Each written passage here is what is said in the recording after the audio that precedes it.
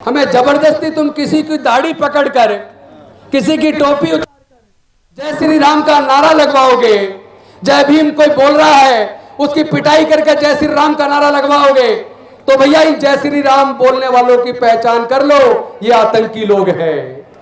जयप्रकाश जी, कल दोपहर तक बहुत बड़ा मैसेज जाने वाला, मैं आपको वादा कर रहा हूं। आज कल दोपहर तक बहुत बड़ा मैसेज बौद्ध गया की धरती से जाएगा। पूरा खुलासा नहीं करूंगा, कल हो जाएगा।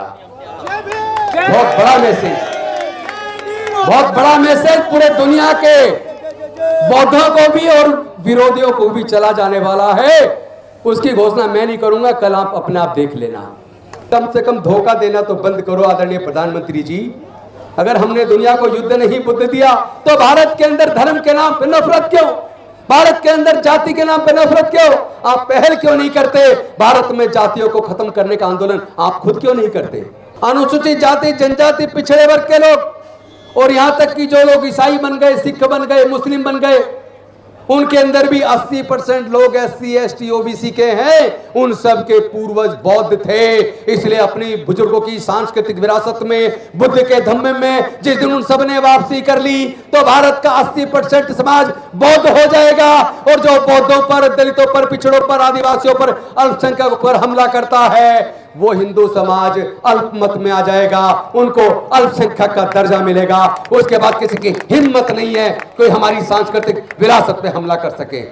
मैं पूछना चाहता हूं राज्यपाल महोदय बिहार से, आरिफ मोहम्मद खान जी से, क्या उनके अंदर इतनी हिम्मत है कि वो जाकर राम मंदिर में मुस्लिम धर्म के पुजारियों के माध्यम से, मौलवियों के माध्यम से वहां नमाज अदा कर सकते हैं? क्या करके दिखाएं? अगर हिम्मत है तो शायद जान भी ना बच पाए, मुकदमा दर्ज हो जाएगा, जेल से बाहर नहीं निकलना दिया जाएगा। नारा ही लगाना है तो तथागत भगवान बुद्ध का और डॉक्टर बाबा साहेब अम्बेडकर और अपने महापुरुषों का लगाइए। जब जब हम व्यक्ति का नारा लगाते हैं तो व्यक्ति की गर्दन कट जाती है, व्यक्ति नेता बन जाता है और समाज का आंदोलन पीछे छूट जाता है।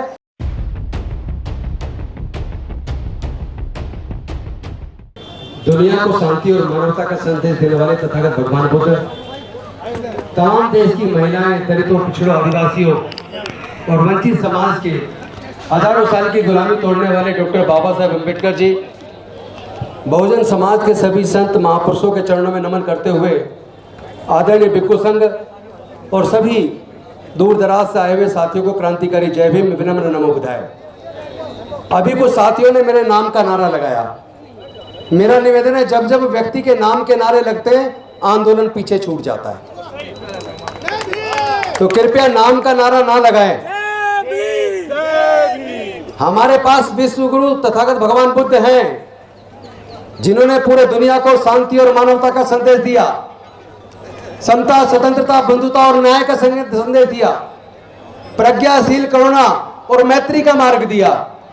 तो जिसके पास इतनी बड़ी सांस्कृतिक विरासत बुद्ध के धम्म के रूप में हो, उसको किसी व्यक्ति के नारे की जरूरत नहीं है। जिसके पास डॉक्टर बाबा साहेब अम्बेडकर जी जैसे विरले दुनिया के सबसे बड़े क्रांतिकारी, न्याय के योद्धा, पूरे दुनिया में सबसे बड़ी क्रांति और हजारों साल की गुलामी तोड़ने वाले डॉक्टर बाबा साहेब अम्बेडकर हो, वहां किसी दूसरे नेता की फोटो की जरूरत नहीं है। डॉक्टर बाबा साहेब अम्बेडकर हमारे नेता है। नारा ही लगाना है तो तथागत भगवान बुद्ध का और डॉक्टर बाबा साहेब अम्बेडकर और अपने महापुरुषों का लगाइए। जब जब हम व्यक्ति का नारा लगाते हैं तो व्यक्ति की गर्दन कट जाती है, व्यक्ति नेता बन जाता है और समाज का आंदोलन पीछे छूट जाता है। ये मेरा निवेदन है, आगे से किसी भी मंच पे कम से कम मेरे नाम का नारा बिल्कुल ना लगाए। आज सबसे पहले तो मैं धन्यवाद करूंगा अनागरिक धम्मपाला जी का भी, क्योंकि 1891 में वो श्रीलंका से आए और उन्होंने जब देखा पूरे दुनिया की बौद्धों की आस्था का केंद्र महाबोधि महाविहार बौद्ध गया में, जहां तथागत बुद्ध को ज्ञान की प्राप्ति हुई थी, वहां कुछ पंडे लोग कनक अनाचार कर रहे हैं, बुद्ध की विचारधारा के खिलाफ काम कर रहे हैं, तो उसके खिलाफ मुक्ति का पहला आंदोलन अनागरिक धम्मपाला जी ने शुरू किया। महाबोधि सोसाइटी ऑफ इंडिया बनाई। तो हम अगर आज की केवल बात करेंगे तो पीछे के आंदोलन को अगर बात नहीं करेंगे यह भी अन्याय होगा। क्योंकि भारत में बौद्ध धर्म का प्रचार प्रसार डॉक्टर बाबा साहेब अम्बेडकर जी के आने के बाद बढ़ा। उससे पहले भारत में बौद्ध लोग कम थे, विशेष रूप से कलकत्ता में और हिमालयन क्षेत्र में थे। बाकी पूरे देश में ना के बराबर बौद्ध लोग रहे। और इसी वजह से जो 1922 के अंदर कांग्रेस ने राजेंद्र प्रसाद जी के नेतृत्व में कमेटी बनाकर बौद्ध गया के मुद्दे की जांच करी और उसमें जो रिपोर्ट आई, चूंकि उसमें बौद्ध प्रतिनिधि नहीं थे, इसलिए जो बौद्धों के द्वारा मैनेजमेंट का बनना चाहिए था, बौद्धों की जो बात उसमें आनी चाहिए थी, वो पूरी नहीं आ पाई। और 1949 में महाबोधि महाविहार की जो मैनेजमेंट कमेटी उस एक्ट के द्वारा बनी,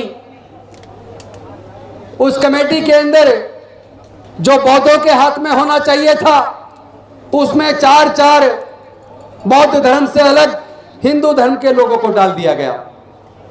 मैं आप सबसे पूछना चाहता हूं, केंद्र की सरकार से भी पूछना चाहता हूं, बिहार की सरकार से भी पूछना चाहता हूं, पूरे देश के लोगों से पूछना चाहता हूं, पूरे देश के सभी धर्म को मानने वाले लोगों से पूछना चाहता हूं, और मैं बिहार के राज्यपाल से विशेष रूप से पूछना चाहता हूं, क्या बिहार के राज्यपाल इतनी हिम्मत कर सकते हैं कि वो जो बौद्धों की साकेत नगरी अयोध्या, जिसमें खुदाई में सारे अवशेष बुद्ध के निकले, जो कभी साकेत नगरी हुआ करती थी, लेकिन माननीय सर्वोच्च न्यायालय ने तमाम साक्ष्यों को दरकिनार करते हुए, देश के संविधान और कानूनों को दरकिनार करते हुए, आस्था के आधार पर जजमेंट देकर वहां राम मंदिर का निर्माण करवाया।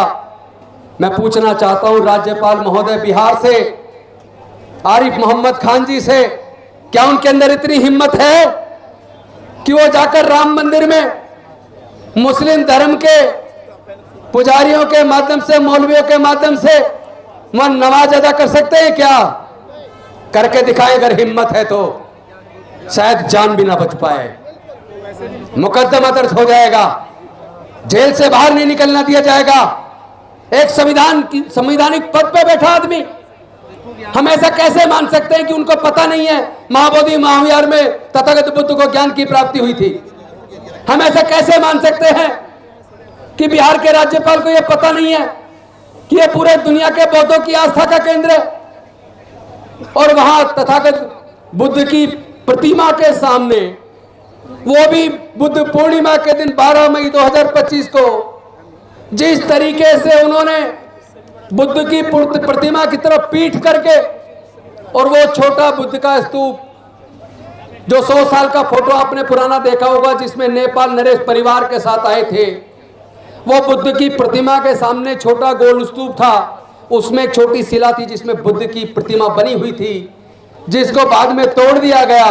वहां एक छोटा गड्ढा बना हुआ है, वहां पे फूल चढ़ाकर उसको शिवलिंग का प्रतीक बताते हुए ब्राह्मणों के द्वारा संस्कृत में मंत्रोच्चार करके बुद्ध की प्रतिमा की तरफ पीठ करके बुद्ध की पूर्णिमा के दिन बौद्धों की आस्था के केंद्र महाबोधि महाविहार में जिस तरह पूजा अर्चना की, मैं पूछना चाहता हूं, क्या उन्होंने पूरे दुनिया के बौद्धों का अपमान नहीं किया?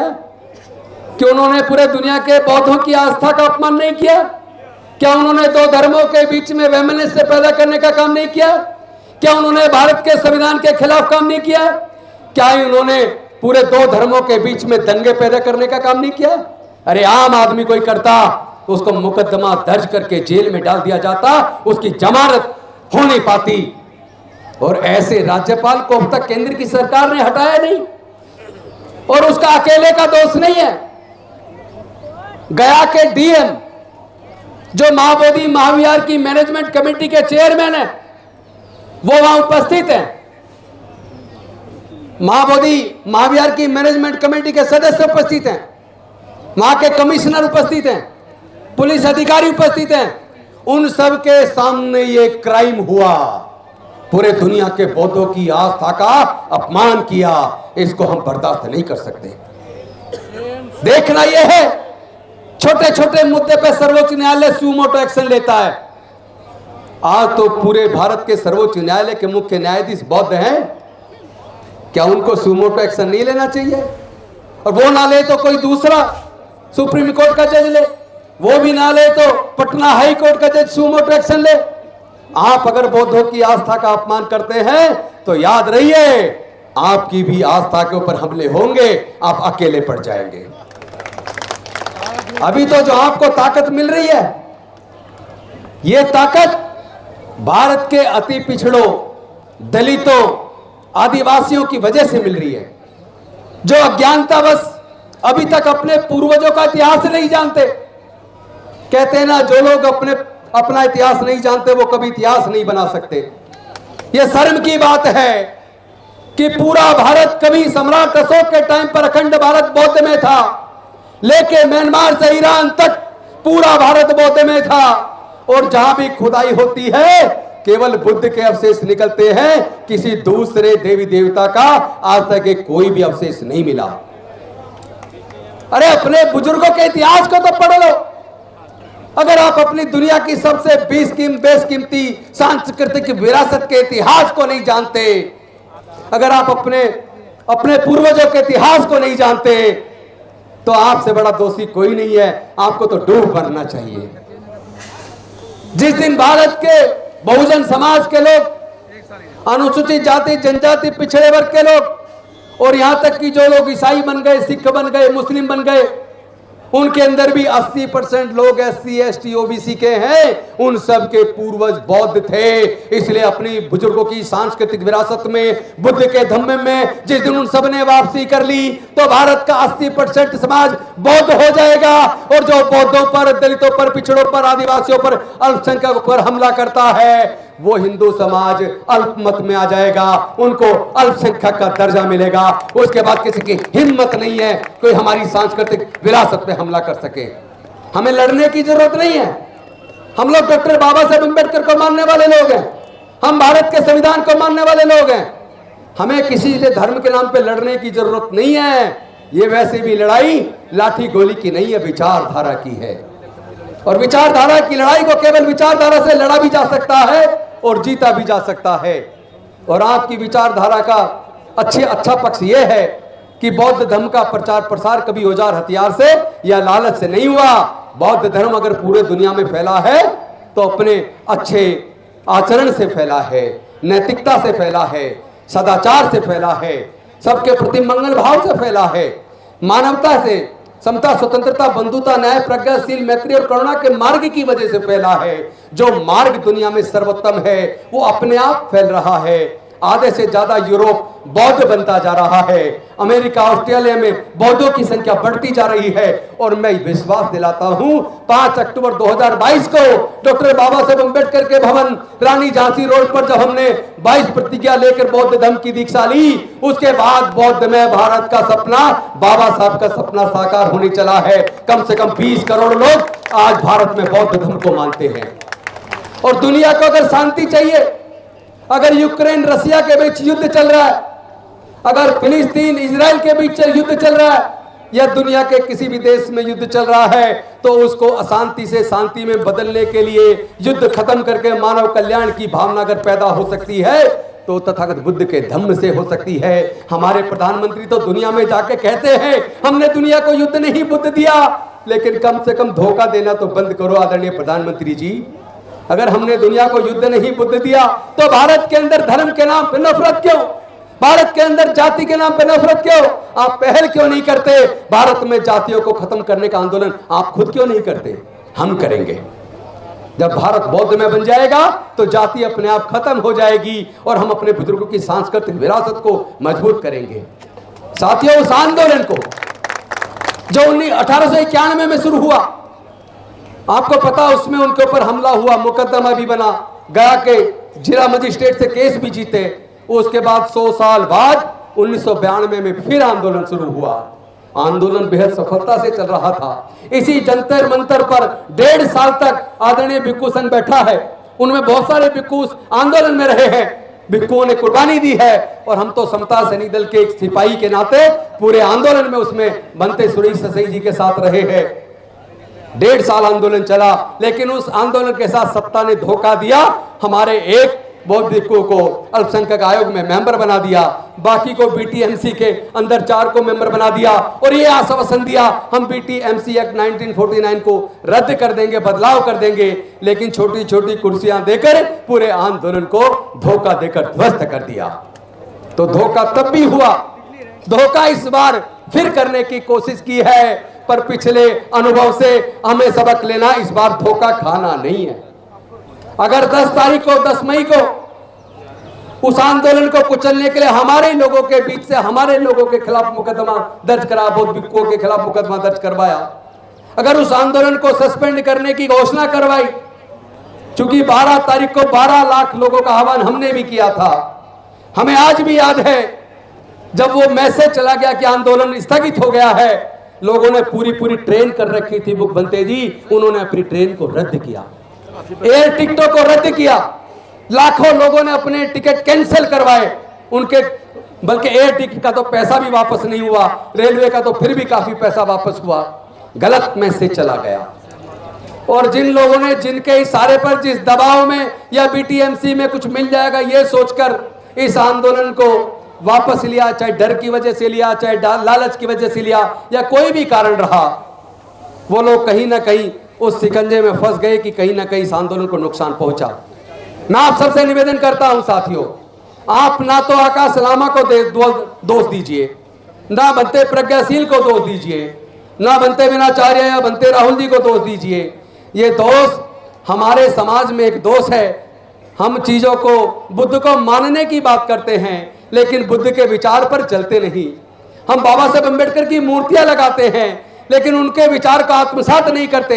जब बुद्ध ने खुद कहा है किसी बात को इसलिए मत मानो कि किसी बहुत बड़े व्यक्ति ने कही है या किसी बड़े ग्रंथ में लिखी है, पहले उस बात को जांचो परखो, अपने बुद्धि और विवेक से तर्कपूर्ण तरीके से कसौटी पर कस कर देखो और उसके बाद परीक्षण करने के बाद अगर आपको लगे जो बात कही गई है वो बात सत्य है, तब उस बात को मानो। तो भैया हम बुद्ध की विचार के खिलाफ क्यों जाते हैं?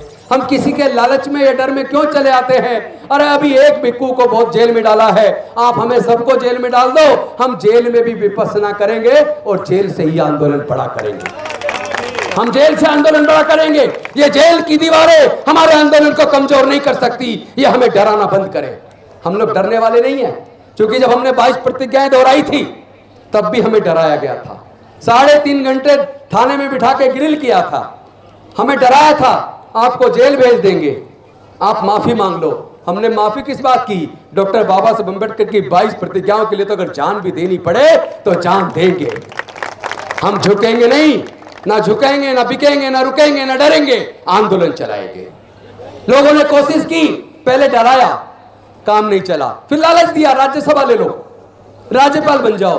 बनते जी बताइए, अगर मैं राज्यपाल बन भी जाता या राज्यसभा की सदस्य ले लेता, उससे क्या होता? पहले क्या राज्यसभा में सदस्य नहीं है? क्या लोकसभा में सदस्य नहीं है? क्या मंत्री नहीं है? अरे हम 5.5 साल मंत्री रह चुके, मरते दम तक लोग ये कहेंगे मंत्री जी जय भीम। हम कभी कुछ बने या ना बने, एक बार बन जाओ, चाहे मरते दम तक बने, उससे क्या फर्क पड़ता है? और मंत्री बनने के बाद अगर समाज के हक अधिकार की लड़ाई ना लड़ पाए तो डूब मरना चाहिए। ऐसे मंत्री पद की कुर्सी का करना क्या है? जयप्रकाश जी, कल दोपहर तक बहुत बड़ा मैसेज जाने वाला, मैं आपको वादा कर रहा हूं। आज कल दोपहर तक बहुत बड़ा मैसेज बौद्ध गया की धरती से जाएगा। पूरा खुलासा नहीं करूंगा, कल हो जाएगा। बहुत बड़ा मैसेज, बहुत बड़ा मैसेज पूरे दुनिया के बौद्धों को भी और विरोधियों को भी चला जाने वाला है। उसकी घोषणा मैं नहीं करूंगा, कल आप अपने आप देख लेना। आंदोलन जीत की तरफ बढ़ेगा। एक तरफ सत्ता पक्ष, केंद्र की सरकार, वो भी अंदर मन में और आरएसएस भी मन में मानने की लड़ाई तो जायज है, बौद्ध गया को मुक्त तो करना होगा। वो भी रास्ता तलाश रहे शांतिपूर्वक तरीके से कैसे मुक्त करे, और हम भी रास्ता तलाश रहे। हम तो बुद्ध को मानने वाले हैं, हम तो शांति और मानवता का संदेश देते हैं, हमें आप मजबूर मत कीजिए।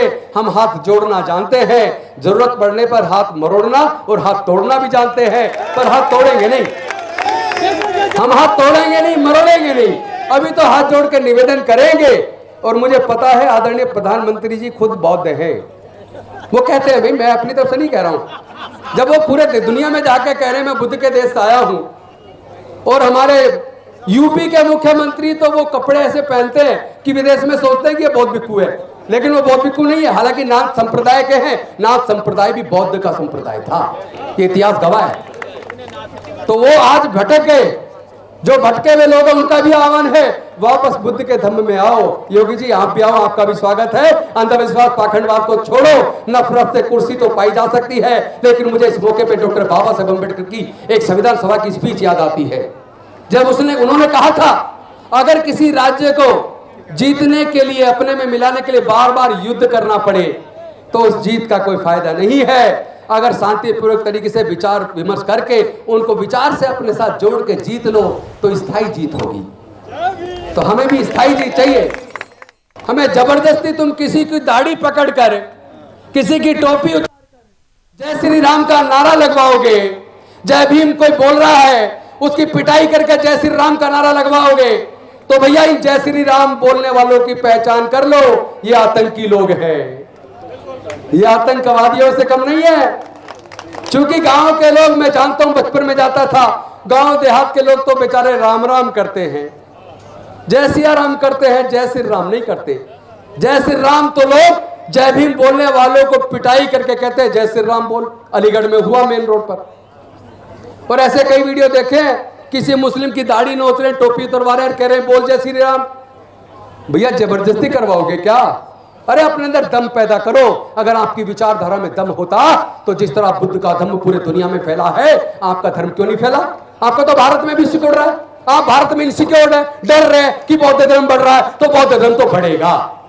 आप रोक नहीं सकते, दुनिया की कोई ताकत नहीं रोक सकती, क्योंकि बुद्ध का धम्म अपनी विचारधारा की वजह से बढ़ रहा है, डर से, लालच से नहीं बढ़ रहा है। अगर विचार उत्तम है, अच्छा है, मानव के लिए कल्याणकारी है, तो वो बढ़ेगा। तो आप अपने अंदर ऐसी भावना पैदा करो ना कि लोग आपको दिल से स्वीकार करें। डर से आप नहीं जीत सकते। डर तो 2 दिन 4 दिन चलेगा, अंत तो गत्वा विचारधारा चलेगी। मैं 2 वाक्य और आपको बोलना चाहता हूं, ज्यादा लंबा नहीं बोलूंगा। लोग कहेंगे देखो औरों को कम टाइम दिया, खुद ने ज्यादा लिया। मुझे भी अन्याय उचित नहीं लगता। मैं 2 घटना और बोलना चाहता हूं। तो बोल लिया। तो भानु मेरे बड़े भाई हैं, कोई बात नहीं, आपके टाइम में से 10-5 मिनट मैंने काट लिया। मेरा सारा टाइम ले लो, तुम बोलो यार। तो साथियों 2 घटना और कहूंगा। पहली 12 मई बुद्ध पूर्णिमा के दिन बौद्ध विहार के अंदर महाबोधि महाविहार में राज्यपाल ने, डीएम ने, कमिश्नर ने, बीटीएमसी के सारे मेंबर्स ने बौद्ध धर्म की विचारधारा के खिलाफ, बौद्धों की आस्था के खिलाफ काम किया। राज्यपाल को तुरंत हटाया जाना चाहिए, डीएम को बर्खास्त कर और बीटीएमसी के मेंबर्स को और चेयरमैन पे मुकदमा दर्ज करके जेल में डालना चाहिए। आप सहमत है कि नहीं है? 2 धर्मों के विरोध बीच में उन्होंने वैमनस्य पैदा करना, दंगे पैदा करने की कोशिश की है, उनके खिलाफ मुकदमा दर्ज होना चाहिए। पहली मांग। दूसरी मांग, महाबोधि महाविहार मैनेजमेंट एक्ट कमेटी 1949 का जो एक्ट है उसको रद्द किया जाना चाहिए। आप अगर समर्थक है तो हाथ उठा के समर्थन कीजिए। समर्थक है? तीसरी डिमांड, 13 मई को इस बात की, वहां के अंदर जो वीडियो, वहां की फुटेज निकाल के या कैमरे की, उन लोगों की जांच करो जो महाबोधि महाविहार में पूरे दुनिया से बौद्ध आते हैं। वो कौन लोग थे जिन्होंने महाबोधि महाविहार के अंदर घुस के जय श्री राम का नारा लगाकर बौद्ध भिक्षुणी की पिटाई की और बौद्ध अनुयायियों पर हमला किया। मुकदमा दर्ज किया बनते विनयाचार्य पे, लेकिन जिन्होंने महाबोधि महाविहार के अंदर घुस के जय श्री राम का नारा लगाकर दंगे करने की कोशिश की, धर्म के बीच में उन्माद पैदा करने की कोशिश की, उनके खिलाफ मुकदमा दर्ज क्यों नहीं हुआ? इस बात का जवाब बिहार की सरकार, बौद्ध गया का प्रशासन दे। जो लोग समर्थक हाथ उठा के समर्थन करें। वो लोग गिरफ्तार होने चाहिए कि नहीं होने चाहिए जिन्होंने अंदर दंगे किए? चौथी डिमांड, बनते विनयाचार्य जी के खिलाफ मुकदमा तुरंत वापस लिया जाए, उनको रिहा किया जाए। इसके बाद अंतिम बात, जम्मू लामा जी भी आ गए, ऑल इंडिया बुद्धिस्ट फोरम के चेयरमैन, उनका भी स्वागत है। साथियों, लामा जी आ गए, वो मौजूद हैं, भंते जी मौजूद हैं। भंते जी के सामने उनकी उपस्थिति में 13 मई 2025 को बौद्ध गया के सिक्किम हाउस में जितने भी पूरे देश से प्रतिनिधि आए थे, बौद्ध भिक्षु थे, उनकी एक सभा हुई और सभा के अंदर यह फैसला हुआ कि जो 12 मई को राज्यपाल ने जो कृत्य बौद्ध गया के अंदर बौद्ध तथागत बुद्ध की मूर्ति की तरफ पीट करके ब्राह्मणों के द्वारा मंत्रोच्चार से जो पूजा करके बौद्धों की आस्था को ठेस पहुंचाई है, उसके खिलाफ 5 जून को 2025 को दिल्ली के जंतर मंतर पे प्रदर्शन किया जाएगा। यह फैसला वहां हुआ था जिसके तहत आज का प्रदर्शन चल रहा है। और दूसरा फैसला हुआ था 6 और 7 जून को, उसमें भानु प्रताप सिंह जी भी मेरे साथ मीटिंग में मौजूद थे और भी बहुत सारे लोग मौजूद थे। दूसरा फैसला हुआ 6 और 7 जून को दिल्ली में पूरे देश से आए हुए बौद्ध प्रतिनिधियों का सम्मेलन होगा। उस सम्मेलन में तमाम बौद्ध संगठन, अम्बेडकरवादी संगठनों से प्रतिनिधियों को लेकर, हर राज्य से प्रतिनिधियों को लेकर आगे के लिए एक कोऑर्डिनेशन कमेटी, एक्शन कमेटी का गठन किया जाएगा। हर राज्य से बौद्ध प्रतिनिधि लिए जाएंगे, अम्बेडकरवादी लिए जाएंगे और उनके द्वारा आगे के आंदोलन की रणनीति तैयार होगी। लेकिन उस आंदोलन, उस मीटिंग में जो तय हुआ वो लामा जी ने घोषणा की, लेकिन आज वो खुद नहीं है। तो धोखा किसने, कौन दे रहा है मिशन को? गलत बात है, उनको आना चाहिए था। लगातार मेरी बात हुई, उसमें 3 दिन के अधिवेशन की बात हुई थी, लेकिन उन्होंने मुझे कहा कि 3 दिन में ज्यादा खर्च होगा, आप इसे 2 दिन का कर लो। हमने 2 दिन का कर लिया। यानी जो जो सुझाव आकाश लामा ने दिए भंते जी, हमने मान लिए। उन्होंने घोषणा की और पलटी माली, आज नहीं है यहाँ। इस तरह का धोखा ठीक नहीं है। फिर भी मैं ये उम्मीद करता हूं उनको सद्बुद्धि आएगी। मैं उनके खिलाफ कुछ और बोलना नहीं चाहता। मैं किसी पे कोई पैसे का आरोप नहीं लगाना चाहता, क्योंकि जब पैसे की बात आती है आंदोलन फेल हो जाता है। पैसा हाथ का मैल है, बहुत छोटी चीज है। महाबोधि महाविहार का आंदोलन वो हमारी आस्था की चीज है, वो हमारी सांस्कृतिक विरासत, हमारे जो स्वाभिमान से जुड़ी चीज है। और जब स्वाभिमान आगे आए तो पैसे को लात मार कर स्वाभिमान चुनना चाहिए। इसलिए लामा जी के खिलाफ मैं चाहता हूं कोई कुछ ना बोले, ऑल इंडिया बुद्धिस्ट फोरम के खिलाफ भी कोई कुछ ना बोले। हम उम्मीद करेंगे वो लोग भी मिलकर इस आंदोलन को चलाएं। और अभी एक काम और करना है, वो कल हम परसों 2 दिन की मीटिंग में तय करेंगे। पूरे देश से सुप्रीम कोर्ट में जो केस चल रहा है उसमें पार्टी बनेंगे। भारतीय बौद्ध महासभा भी पार्टी बनेगी, दी बुद्धिस्ट सोसाइटी ऑफ इंडिया भी पार्टी बनेगी, समता सैनिक दल भी पार्टी बनेगा, भीम आर्मी भी पार्टी बनेगा, मिशन जय भीम भी पार्टी बनेगा, राष्ट्रीय बौद्ध महासभा भी पार्टी बनेगा। तमाम हमारे संगठन पूरे देश से उसमें सुप्रीम कोर्ट के अंदर हम लोग इंटरवीन करके सबको पार्टी बनाएंगे। क्योंकि सुप्रीम कोर्ट को पता लगना चाहिए। आप ये मत मानिए कि भारत के अंदर 1-1.5% बौद्ध हैं। भारत के अंदर 20 करोड़ से ज्यादा लोग बौद्ध हैं और आने वाले 10 साल के अंदर यह संख्या आधा भारत बौद्ध हो जाएगा। ये मैं आपको बता रहा हूं, अपने आप हो जाएगा। और वो इसलिए होगा क्योंकि उनके पूर्वज बौद्ध हैं, तो वो घर वापसी करेंगे। हम धर्म परिवर्तन के खिलाफ है। हम कोई धर्म परिवर्तन नहीं करेंगे बनते जी, हम धर्म परिवर्तन नहीं करेंगे। हमारे पूर्वज बौद्ध थे, हम तो घर वापसी करेंगे। अपने घर में वापस आओ, सब अपने घर में वापस आओ। धर्म परिवर्तन मत करो, घर में वापस आओ। तो इस आंदोलन को मजबूती के साथ चलाया जाएगा। 2 दिन का प्रतिनिधि सम्मेलन अम्बेडकर भवन पर होगा और उस प्रतिनिधि सम्मेलन में हमारे पूरे देश के प्रतिनिधि हिस्सा लेंगे और सबसे विचार करके 8 विषय तय किए। 8 विषय पे 4 कल और 4 परसों पूरा डिटेल डिस्कशन करके आगे की पूरी रणनीति बनाई जाएगी। कोर्ट में कैसे लड़ना वो भी, और बनते विनयचार्य जी का तो छोटा मुद्दा है। अगर आप केवल यहाँ टारगेट करेंगे तो हमारा विषय गौण हो जाएगा। अरे जेल छोटी चीज है, लोग तो कुर्बान हो गए देश की आज़ादी के लिए, और जहाँ हमारे पूरे समाज की इज्जत आबरू की बात हो उसमें जेल क्या चीज है। इसलिए केवल बनते जी की रिहाई की बात मत करो, महाबोधि महावीर की मुक्ति की बात करो। रिहाई तो अपने आप हो जाएगी। तो इस आंदोलन को कैसे लड़ना है, पूरी रणनीति हम अपनी विचार गोष्ठी में तय करके राष्ट्रीय एक्शन कमेटी का गठन भी करेंगे। और वो एक्शन कमेटी केवल महाबोधि महावीर की मुक्ति तक सीमित नहीं रहेगी, बल्कि ये जो प्राइवेटाइजेशन करके हमारे लोगों के नौकरी के रास्ते बंद कर दिए हैं, जो शिक्षा को महंगा करके हमारे लोगों से शिक्षा छीन ली है, आए दिन हमारे लोगों को बहन बेटियों की इज्जत लूटी जाती है, घोड़ा छूने पे हत्या कर दी जाती है, भगवान की मूर्ति जिसे भगवान कहते हैं छूने मात्र पे अपवित्र कर दिया कहकर मार दिया जाता है, मूंछ रखने पे मार दिया जाता है, घोड़ा खरीदने पे मार दिया जाता है, घोड़ी पे बारात निकालने पे हमले होते हैं। इस तरह के भी तमाम मुद्दों पर एक राष्ट्रीय आंदोलन बनाना पड़ेगा। यहाँ घटना हो गई, वहां प्रदर्शन कर दिया, यहाँ होगी वहां कर दिया, इससे काम नहीं चलेगा। इससे तो हमारी पूरी एनर्जी केवल एक्शन के रिएक्शन में चली जाएगी। हमें केवल एक्शन का रिएक्शन नहीं करना। बौद्ध में भारत बनाओ, उत्पीड़न अपने आप खत्म। अभियान आगे का अभियान क्रिया की प्रतिक्रिया पे नहीं, बौद्ध में भारत बनाने पर लगाओ, अपने आप समाधान हो जाएगा। बहुत बहुत धन्यवाद। जय भीम, जय भारत, प्रभुदाय। और मैं बिल्कुल संघ को निवेदन करता हूं, लास्ट में एक डिमांड आपसे पास करवाना चाहता हूं। पहली, उपासकों का पूरे देश के सारे संगठनों में से कल एक्शन कमेटी बने 2 दिन के अंदर, और दूसरी बौद्ध भिक्षुओं के अंदर से भी एक कमेटी बने, ताकि बौद्ध भिक्षुओं में भी सारे संगठनों में तालमेल बने, और तमाम, चाहे भीम आर्मी हो, मिशन जय भीम हो, राष्ट्रीय बौद्ध महासभा हो, बुद्धिस्ट सोसाइटी ऑफ इंडिया हो, समता सैनिक दल हो, इन तमाम संगठनों में भी आपस में तालमेल बने, मिलजुल के आगे की रणनीति तय करें। टुकड़ों में लड़ाई लड़ेंगे तो जीत नहीं पाएंगे। एकजुटता के साथ लड़ाई के लिए 2 फॉर्मूले पे काम करना है, एक समाज के बीच, एक हमारे बौद्ध भिक्षुओं के बीच। बहुत बहुत धन्यवाद। नमो बुद्धाय, जय भीम, जय भारत, जय संविधान।